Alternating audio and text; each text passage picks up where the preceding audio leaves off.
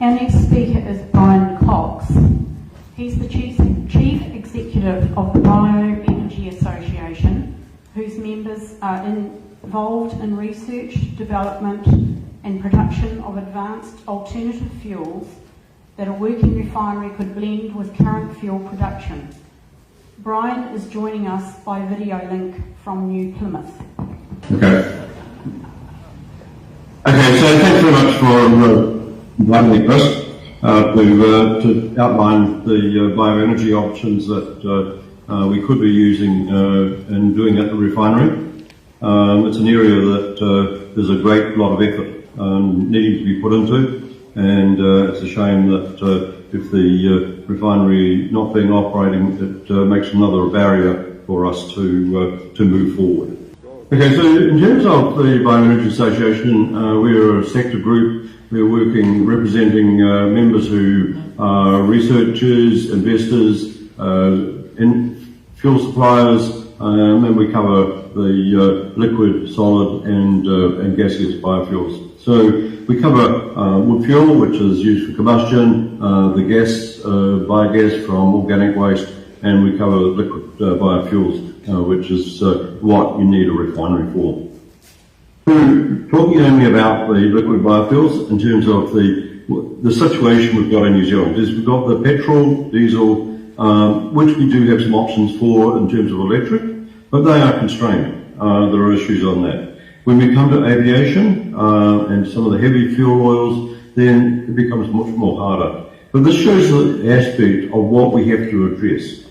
When we look at this from a renewable point of view, you can see that transport is the big elephant in the room. And so as a community and as an economy, we should be focusing on this. Lots of work is being done in these other areas, but in the transport area, the only thing that has been looked at really is being electricity. There's some research being done on hydrogen, but that's completely unproven at the moment. So the avenue is that the only proven one that we've got, which is government supported, is renewable, is the electricity. What are we talking about in terms of transport biofuels? Is that we have biodiesel and ethanol. Those have been available in New Zealand in the past. Biodiesel is not actually the same as mineral diesel. It is similar, but not the same. Whereas when we've got advanced biofuels, then they are exactly the same as the mineral diesels. So the avenue is that we are focusing on advanced liquid biofuels, not the conventional first generation machines. Now, Z Energy have a plant which is decommissioned in Auckland, which they built and have never commercially operated. The other option is biogas, which internationally is used as a fuel, but we don't use that in New Zealand, and that comes from landfill gas or wastewater treatment. So the focus of what we are really talking about is a liquid biofuel, which is exactly the same as the existing fuels, whether it be a petrol or diesel. We generally refer to this as a renewable diesel. It's available, not commercially in New Zealand, but there are players who are making it around the world who can make it here for us. So I'm going to talk only just about the advanced biofuels, not diesel. So the issue is why biofuels for transport is that we are focusing on the difficult to electrify heavy transport. Now this is land transport, marine, rail, aviation. So we're not really focusing on domestic cars, the light vehicle, the electric solution in that works quite well in most situations. But where we're talking about heavy trucks, the rails, or marine, then that's where we need to be looking at the biofuels. So they are a niche part of the market. They are not to replace the whole market. They're just part of it, part of that suite. And we're talking about a drop-in fuel. This avoids the need to replace existing engines. So if I move to electric car, I have to sell my old car and I have to buy a whole new car. Same will happen if you had hydrogen. So the issue with a drop-in biofuel is that you don't have to do that. Is that, in fact, you don't even notice. Is that you go to the service station, you fill up as normal, you don't know that what you'll be taking is actually a renewable diesel as opposed to a mineral diesel. So the avenue is your vehicle engine doesn't know the difference, the infrastructure is exactly the same, it's all the same. So this is a huge capital benefit to vehicle owners, to the distributors and to the general market. This has generally not been recognised significantly as a huge advantage. You know, the big push for electric comes from the electricity companies because they can sell more electricity. But the avenue is that in the biofuels area, we don't have large corporates who have this product ready to be made.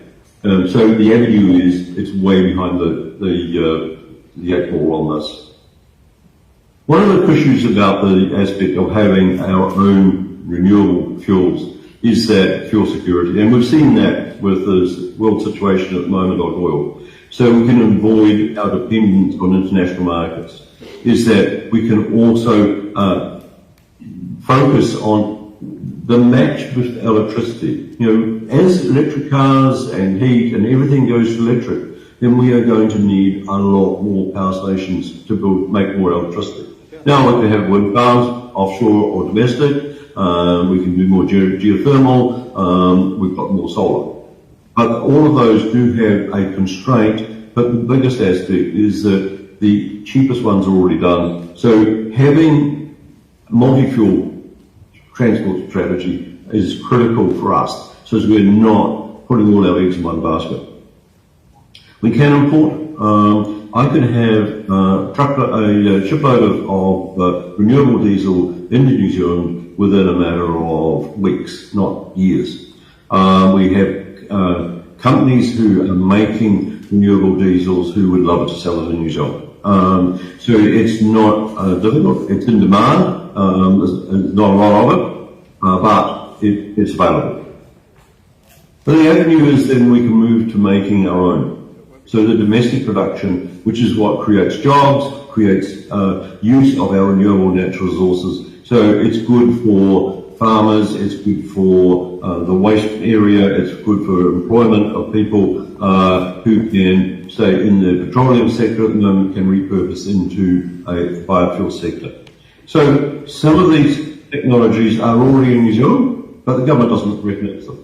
Is that in Christchurch there is a technology there which has been making a bio-crude oil for a number of years, but hasn't managed to get the traction because it doesn't get the big push that has occurred in, say, hydrogen or electric.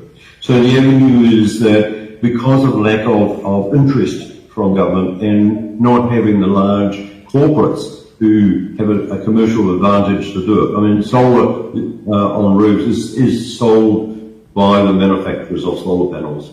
And the same goes for hydrogen. It's being produced by the technology developers. So the avenue in the biofuels area, we don't have that at the moment. But it creates the local employment, and it also is the transition to a circular economy. We have a lot of biomass. We have biomass which we waste. And you can see on my photo here that the avenue is that those residues are actually valuable. They are not rubbish. And they are the feedstocks that we can use.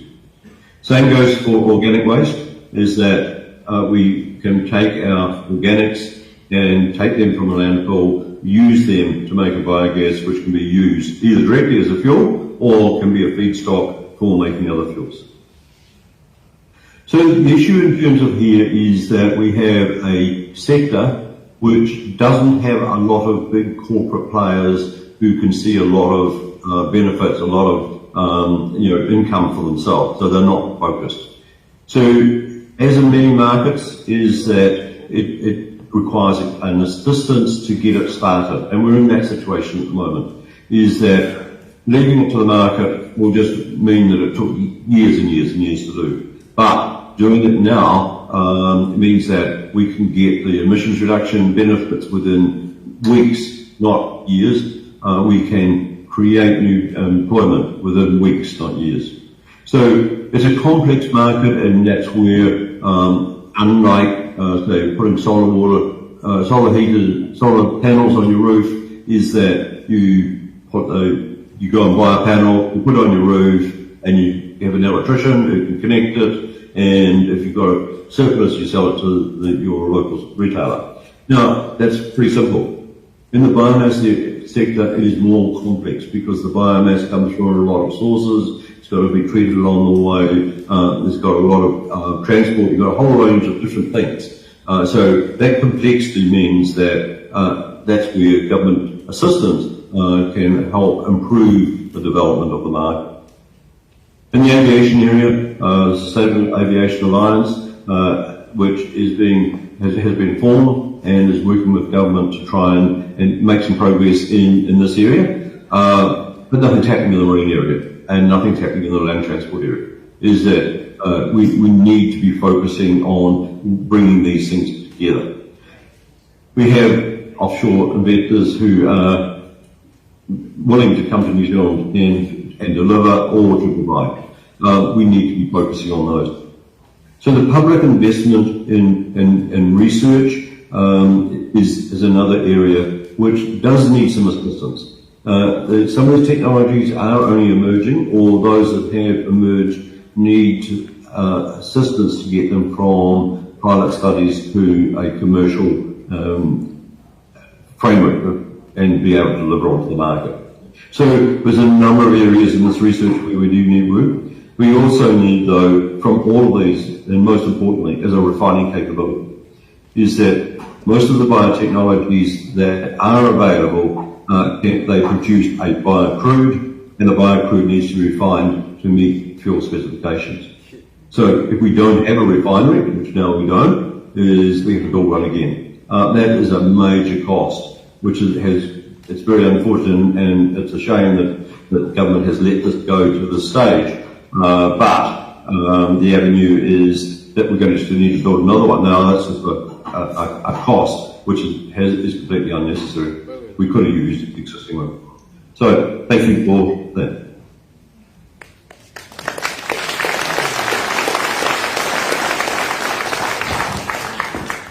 Thank you, Brian. Our next speaker is Leitch, who is the leader of the Social Credit Party, which gathered 18,300 signatures on a petition to Parliament to try to stop the closure, and has led the political action to highlight the risk to the country's fuel security that relying on imported refined fuel poses. Chris doesn't have a voice that's working today, so his address will be given by Jason Jobsis. Jason has been a candidate for social credit on several occasions and is currently working on a process turning plastic into building material. Welcome, Jason.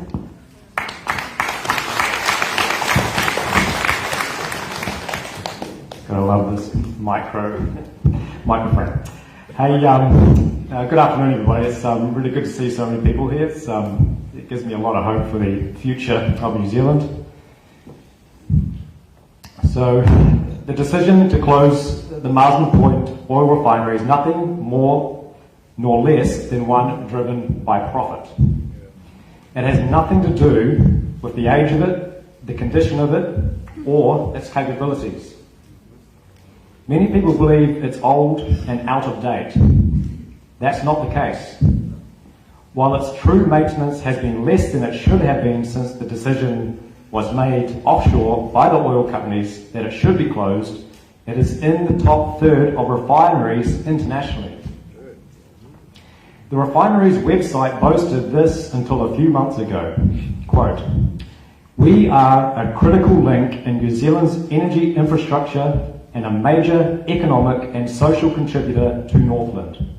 Refining New Zealand has a reputation as one of Asia Pacific's safest and most reliable refineries." End quote. It's better than the two refineries Australia has decided to keep operational with subsidies to ensure it has fuel security. Some of that subsidy money is underpinning upgrades to those two refineries. It has little to do with whether it was profitable. Sure, COVID had affected many years of good profits, but a report the company commissioned from advisors Grant Samuels predicted it would return to good profits again by 2024. The world is opening up and the company's profits were already surpassing those predictions this year, 2 years early. EVs, electric vehicles, are becoming more popular and the government has set carbon reduction targets, but the likelihood of us not needing oil-based fuels for more years is slim. New fuel technologies at scale are a long way off yet, especially for vehicles other than cars, and the refinery could play a key role in those. So why was it closed down? Why didn't the company apply to the government for a fuel subsidy like Australia's refineries did? I believe that the current CEO, Naomi James, was sent here in April 2020 with the sole task of closing it down, and that she will be off to a new position, likely with a big bonus, once the new imported fuel regime is bedded down. We'll see if I'm right. I have no problem with profit-driven decisions. They're necessary for companies to return value to shareholders. But there are other considerations, particularly in this case. And overseas entities are generally brutal in seeking maximum profits and cutting their losses. They have no loyalty to any country. German multimedia company Boa Media, for example, it brought up a whole lot of top magazine titles, the New Zealand's Women's Weekly, The Listener, North and South, and a lot more. It made a sudden exit from New Zealand in early 2020, saying the business was no longer available. Code for we're not making enough profit. Over 600 people lost their jobs. Australia's Nine Entertainment did a similar thing, selling its New Zealand newspaper and radio subsidiary stuff to local management. The New Zealand refining company, now renamed Channel Infrastructure, is not doing either. It's consolidating its profits by locking us into a deal where we can never get out of. New Zealand's fuel supply is not something like magazines or newspapers that we have any choice over. It underpins our whole economy. Without a secure fuel supply, our agricultural machinery can't operate. Trucks can't get our biggest overseas earner off the farms and to our processors for export. The transport fleet that puts food on the shelves of our supermarkets and goods on every shop shelf won't be able to do that. Our emergency services, ambulance, fire, rescue helicopters, and Army, Navy and Air Force search and rescue and disaster relief will be paralysed. Construction will come to a halt. Inter-island and Pacific shipping will stop. There's much more. Good. Sooner the better. The oil companies, the major shareholders, have tightened their control on our economy and ensured we can't do without them, and in the process generated themselves an income stream that will produce increased profits for years to come. Any chance of self-reliance has been stripped away. How could we be so stupid? The supply chain issues currently being experienced worldwide that are seeing shortages in almost everything we buy should have rung alarm bells. A paper presented to Cabinet in November 2021 by Energy Minister Megan Woods states this, and I quote, "There does not appear to be a clear case for maintaining refinery operations for fuel resilience reasons, except to address an exceptional no fuel imports scenario. This is an unlikely scenario, but not entirely implausible. Therefore, I believe the option of maintaining refinery capacity warrants an active decision by government. Amongst its recommendations was this: closure of the refinery is expected to have little impact on fuel supply resilience under most disruption scenarios, but it could reduce New Zealand's resilience to a low likelihood but high consequence event that leaves New Zealand with no ability to import fuels. Just 5 months later, that high consequence event that leaves New Zealand with no ability to import fuels and an exceptional no fuel import scenario may just have arrived with the Russia-Ukraine conflict. It has certainly affected the price. And what about the possibility of another conflict? China has been claiming vast areas as its own and has built a military base on islands it reclaimed from the ocean off the coast of the Philippines. It's just signed an agreement with the Solomon Islands and continues to claim it is going to take Taiwan back under mainland Chinese government. Are we prepared for a China-United States-Australia conflict? While the shipping routes from the Asian refineries the company is sourcing its refined fuel from be cut off and the supply of fuel to our essential services severely compromised. Who knows? But shouldn't we be prepared for that exceptional no fuel import scenario by at least keeping the refinery operational? The oil companies have said, no problem, we can guarantee supply security. But where's the proof? Where's the precedent we can rely on? According to the National Fuel Plan, New Zealand is supposed to hold 90 days of fuel demand in stock. In reality, it holds only 2/3 of that, 60 days. Take note, the Russia-Ukraine conflict has been going on for 59 days. The other third is held in tickets, promises from other countries to release some of their fuel stocks to us if we are in need. The cost of that amounts to more than $13 million per year. But what happens if those countries are also affected by the disruption? Will they release those stocks? What do you think? And what about if the shipping lanes are disrupted? Those stocks wouldn't be able to get to us anyway. So where does that leave us? At least with the refinery operational, we could refine our own Taranaki oil, albeit less efficiently than normal crude. Our oil could be able to keep the refinery running at around 1/3 of its capacity and be able to keep essential services running should a crisis eventuate. The refinery already used some of that Taranaki oil in its operation. The Cabinet paper acknowledged that, quote, having a domestic refinery could potentially enable the refining of at least some fuels from crude oil produced within New Zealand, together with any imported crude oil that is available, unquote. Yet for the sake of around $400 million to buy the shares in the refining company, the Cabinet decided not to provide the country with an insurance policy, but to rely on the promises of the oil companies.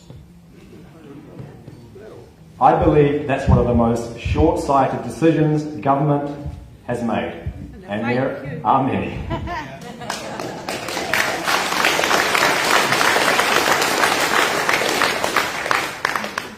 Some might say that $400 million would be better spent building state houses, helping reduce poverty, or providing more resources for our hospitals that we've already taxed too much. Of course, they're right, but the $400 million could have been found without costing taxpayers a single cent. If you're not already aware, the government-owned Reserve Bank has created around $55 billion. That's $55,000 million in the last 2 years, and it hasn't cost the taxpayer anything. Another 400 million would be a drop in the bucket, especially to secure our fuel supply. Is it too late? No. No. Well, nearly, but not quite. That's why the company is proceeding with indecent haste to destroy the refinery infrastructure and is heavying staff to try to ensure that information doesn't get out. In its advice booklet to shareholders before the vote to close the operation, it said this: Refining New Zealand is planning a safe and efficient shutdown of the refinery and a subsequent decommissioning of redundant assets which are not suitable for repurposing. Oh, bullshit. This includes the de-inventorying, de-energising and isolation of these assets to leave them in a safe condition for future demolition or other uses. These assets include the refinery, processing plants, surplus tanks, piping and other equipment not required for terminal operation. Are the stories about concrete being poured into pipes, holes being cut into them, and electrical circuits being cut true? Nope, not yet. I don't know. But why would those stories be doing the rounds? That's not securing those assets for future demolition of other users. Still steam coming out of the plant. And why are staff being headied with one former worker being sacked from his new refinery job in Australia just days after being quoted in a Northern Advocate article? If you wanted to ensure the refinery never gets used again, those are the sort of actions you would take. Remember, I said earlier, overseas entities are generally brutal in seeking maximum profits and cutting their losses. They have no loyalty to any country. Apart from the need to have an insurance policy to ensure the country has fuel security, there are other reasons to keep the refinery operational. You will have heard Brian Cox talking about biofuels and the refinery blending those. But additionally, Marsden Point could become the centre of a new technology development. Currently, the biggest waste company in New Zealand, Chinese-owned Waste Management, is looking to develop an enormous new tip site in the pristine Dome Valley, just south of Wellsford, to put Auckland's rubbish into. That's close to here. Any leakages from that site will flow into the Kaipara Harbour, one of our main fish breeding areas. An Environment Court challenge led by the Save the Dome group is underway. Why are we looking to dig another big hole in the ground to tip rubbish into? That's third world stuff. Advanced countries view rubbish as a valuable resource and are building waste-to-energy plants. There are over 2,000 of them around the world. A waste-to-energy plant at Marsden Point could produce enough power to run the refinery and power and heat to run other new technology developments. It could take rubbish from around the country and the Pacific, which has a major rubbish problem, by rail and ship, divert plastic to a new plastic-to-fuel plant to build materials, production, and a plastic reforming plant. If you take a look at the slides here for a minute, these are some of the potential options.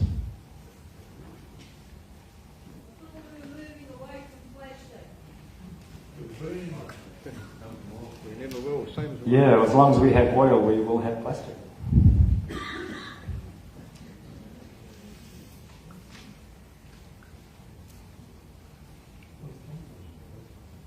Is that all the slides? Yeah.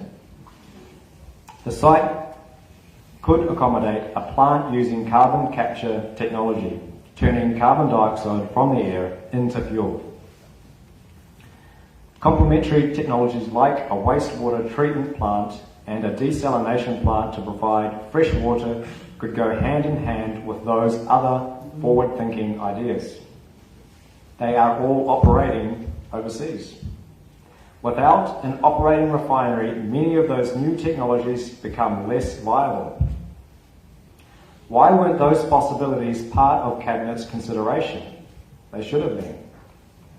So what we in Social Credit, the other guest speakers, the 18,300 people who signed the petition, and I think all of you want is for Cabinet to urgently reconsider before it is really too late and move to protect the refinery, the country's fuel security, and those potential new technological developments that would be great for our economy and our environment.